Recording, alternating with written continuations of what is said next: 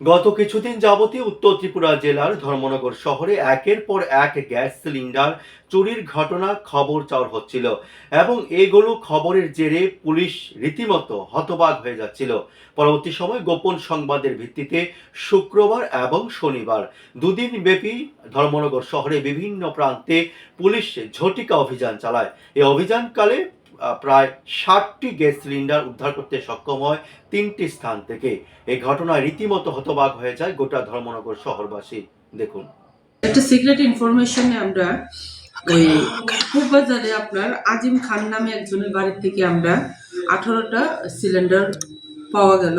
তারপর Madhubari link road থেকে two-tone পাল নামে ওনার বাড়ির থেকে 27টা, আর সালমা বেগম ওনার থেকে রাগনার ওনার কাছ থেকে আমরা 15টা সিলিন্ডার, টোটাল 60টা সিলিন্ডার আমরা পাওয়া গেছে। এর মধ্যে 26টা আপনার ফুল সিলিন্ডার ভরা, আর বাকি 34টা আপনার খালি।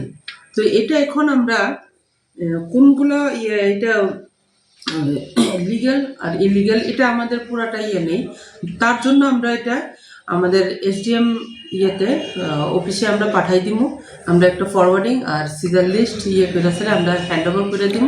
তারপরে যে প্রসিডিউর এটা ফুড ডিপার্টমেন্ট আর ম্যাডাম ওটা কাজ করবে। এই সিলিন্ডারের সাথে কাউকে কি আটক করতে পেরেছেন? না, কারোর আটক করতে পারছি না।